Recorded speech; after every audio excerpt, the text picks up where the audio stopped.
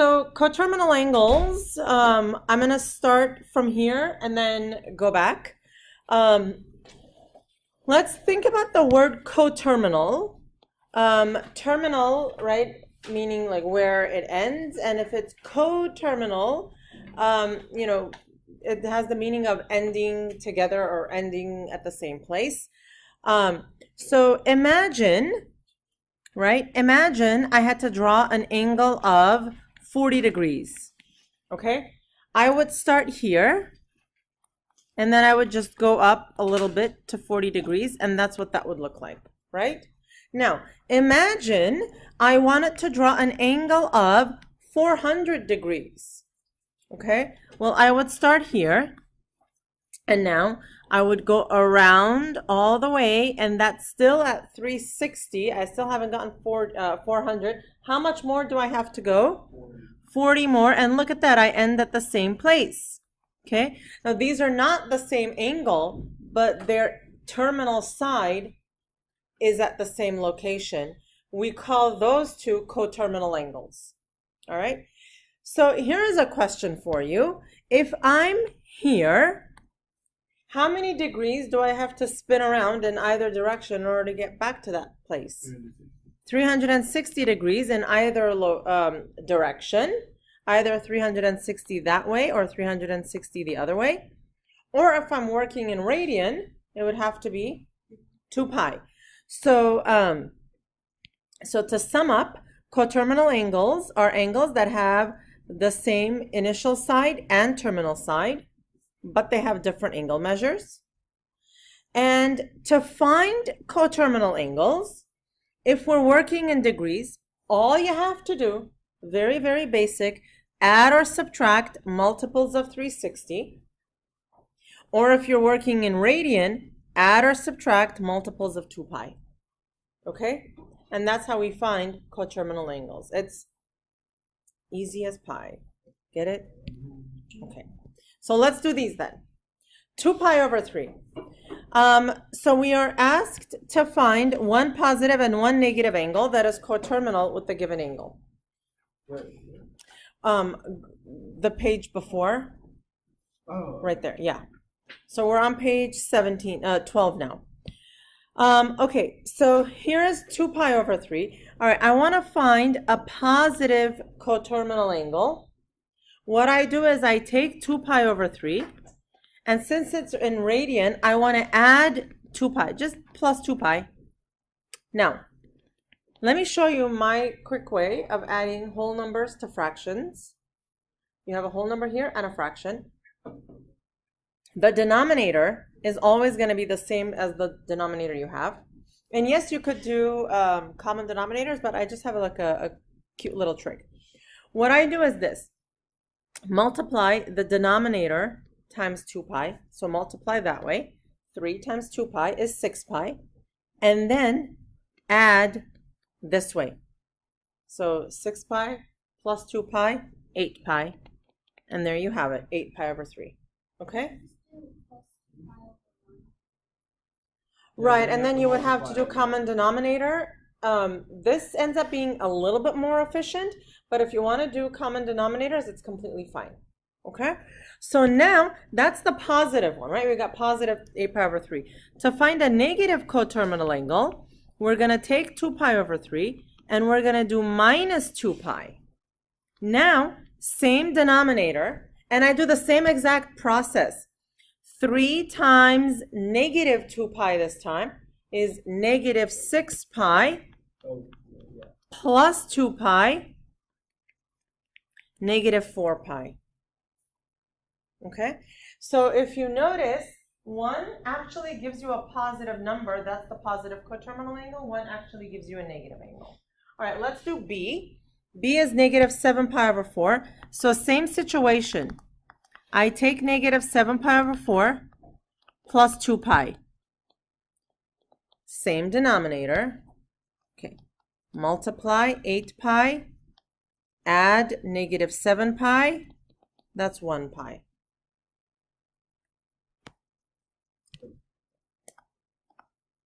Negative, what are we going to do? subtract 2 pi. So we get a 4. All right. Okay. Multiply negative 8 pi. Add negative 7 pi. We get negative 15 pi over 4. Yeah. You multiply for negative. What happens to the next one? All right. So let's find the positive coterminal angle. All right. So let's just add. Denominator is going to be a 2. 2 times 2 is 4 plus 11, 15 pi over 2. Cool. Okay, now for the negative. 11 pi over 2 minus 2 pi, same denominator. 2 times negative 2 pi is negative 4 pi plus 11, 7 pi over 2. Is that a negative number? No, so that's not a negative coterminal angle. What do we do? Just put a negative. Subtract again. Subtract again. Keep subtracting until you get a negative number. Yeah, we subtract again. So 7 pi over 2 minus 2 pi. Is it always 2 pi? Yeah. This is 360. Yes. So now, negative 4 plus 7, that's still 3 pi over 2. That still doesn't work. We go one more time.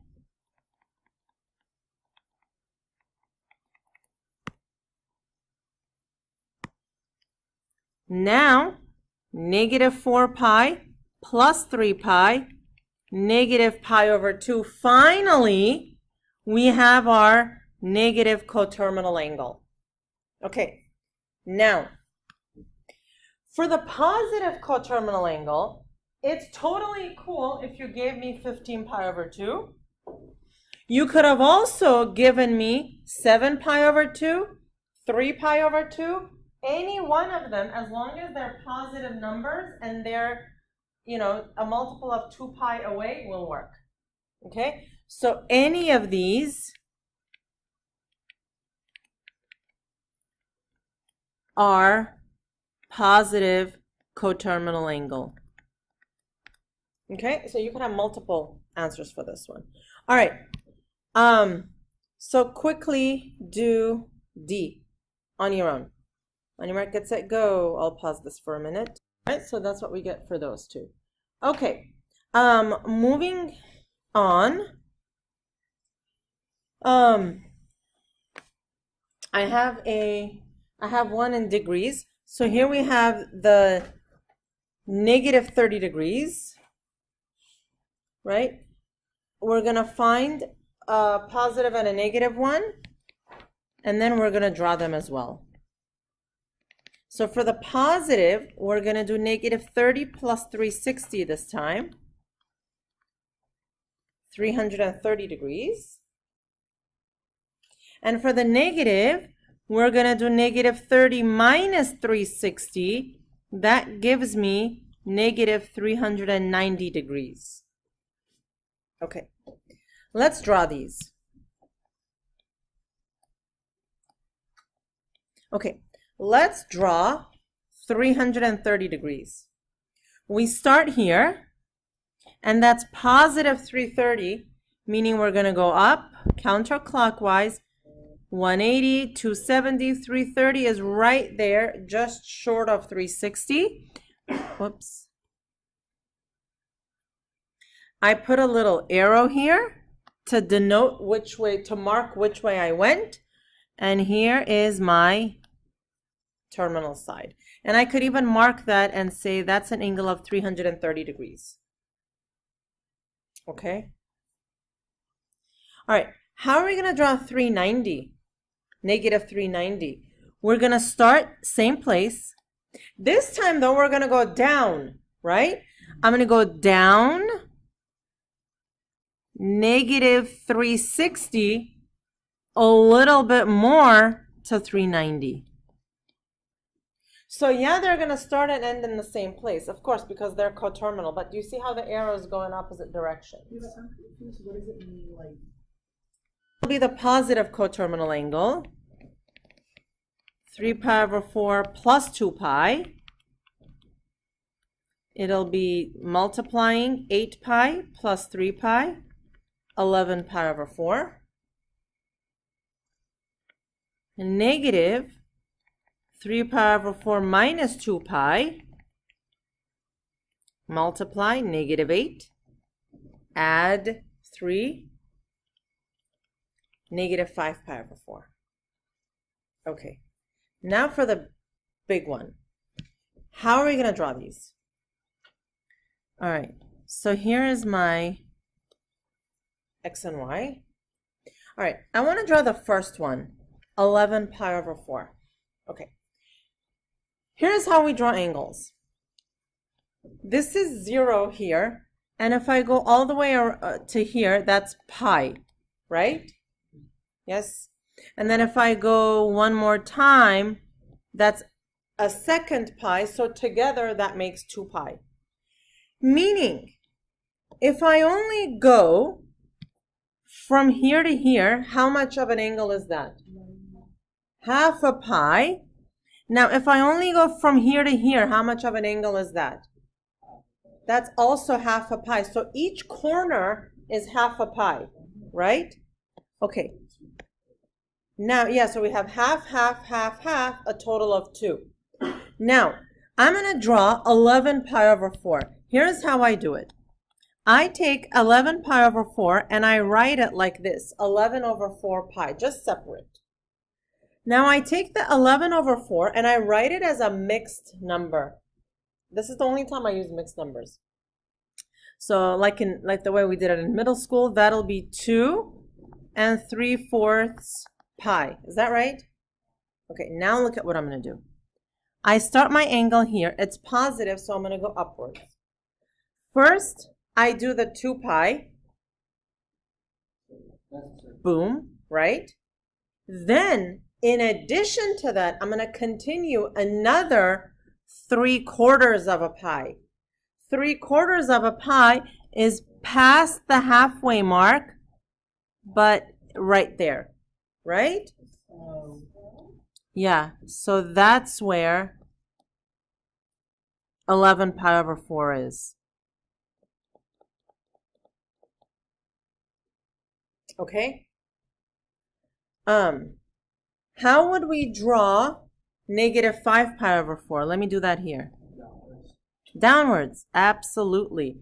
So negative 5 pi over 4 is negative 5 over 4 pi, which in mixed number is negative 1 and 1/4 pi, right? So I start here.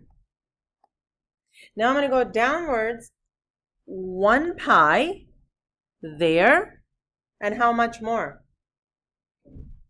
1/4 pi right there. Okay? And before I take your question, if you compare this one and this one, do you see how their coterminals start and end at the same place? But they're completely different angles. Okay? Question? You sure? Yeah, I was confused. Arc length.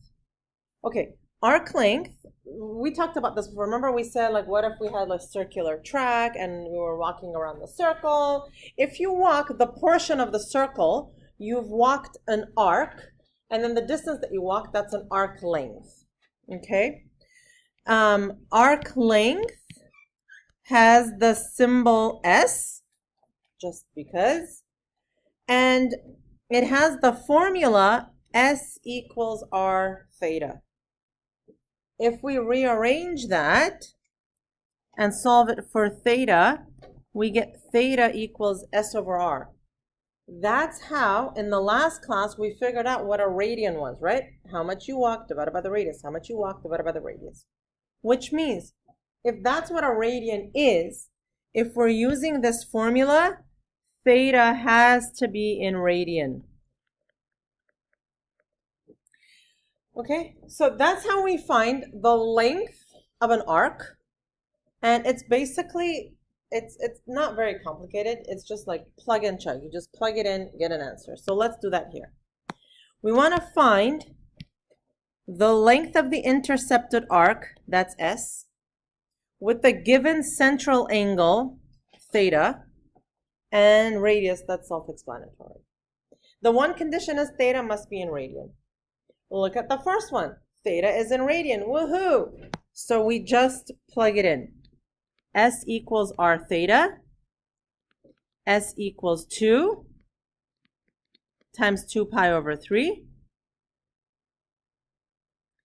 And yeah, that's 4 pi over 3, but it says to round to the nearest 10th, which means we have to plug that into the calculator. Why does S equal 2 times 2 pi over 3? Because it's r times theta. The formula says it's r times theta, and r is 2, and theta is 2 pi over 3. Oh, Okay? So when I plug that in, why did it go away?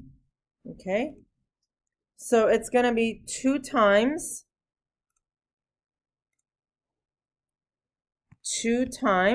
let's put it in parentheses, 2. Do we all know how to get the pi symbol? There is a button here. It's highlighted in red now, bottom left. Once you press that, it gives you a whole window of symbols. You just select the pi over 3. Go ahead and take your calculator so you could plug this in. We put it in and we get 4.2.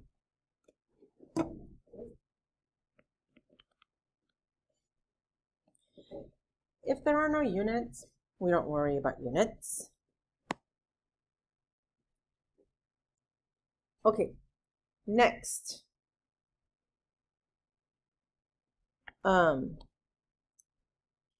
This one, what's wrong with this one? It's in degrees, so we gotta convert it. Times pi over 180. Okay, you can reduce.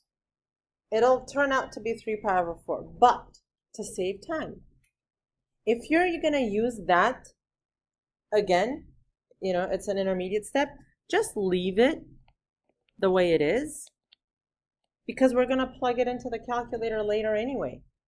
So now S is r theta. S is r, which is 0.5 times theta. And I just plug that in as is. 0.5 times 135 pi over 180. So you press the button like to the left side, bottom of this calculator. You see that button? Yeah. Okay. And then it gives you a whole window of symbols. So S equals? We're not going to put the S equals, right? And we're going to get 1.2. Oh, okay. This time it has units, so we got to include units. All right? So on a test or a quiz, that's pretty much the rule of thumb. If there are units, you must put units for full credit. If there are no units, it's your lucky day. You don't have to worry about it. Okay? Yeah. Right. A sector of a circle. If you have a slice of pie, if the crust is pretty much the arc length, and then the entire pizza slice, that's the sector. Okay? So in here, that would be arc length S, and then the entire thing here is the sector. All right, how do we find the area? You know, when we find area, the units are always something squared. That means in order to find it, you're going to have to be multiplying or squaring something. And well, there it is. That's area, half r squared theta. Again, theta has to be measured in radian. Okay? So, in this one, we're asked to find the area. I have my theta, and it's in radian. My lucky day, I'm good to go. So I say, okay, area is half r squared theta. So that's half 1.5 squared 3 pi over 4. And I want to put that in my calculator. Okay. It's half. When I go to my calculator, I just do 0.5. It's faster for me. Times 1.5 squared times 3 pi over 4. Okay? And that'll be 2.7 units. What are the units? Feet squared, because it's area. Thank you. Okay. Last but not least, theta. Right, we need to find area, but theta's in degrees this time, but it's okay, I can change it. 50 times pi over 180. It's easy for me to cancel an equal number of zeros from the top and bottom, and I just do that. Because then I could just say theta is 5 pi over 18. So now, same formula for the area. Half. R is 6, so it's going to be 6 squared times my newfound R. I'm sorry, theta. Okay, and let's plug that in. So for the half, I always do 0.5, just because. Times 6 squared, that's just going to be 36, times 5 pi over 18. Okay? And there you have it, 15.7 feet squared. Okay, I want to talk about one thing that I see all the time. So that's 15.7 feet squared, and I know when we talk, we can also call that 15.7 square feet, right? Yes, they're the same. I actually prefer square feet when I'm talking because mathematically it makes more sense to me. But sometimes I see students misinterpret that, and when they go to write the answer, they would say 15.7 square feet. That is a completely different concept. That is really like 15.7. This is really something like, 230 feet. That's a linear measurement versus we have 15 square feet. Okay, so please make a note of that and put the units correctly. Okay, so this much for that. What I want you to do is complete this for next time. Let me stop this.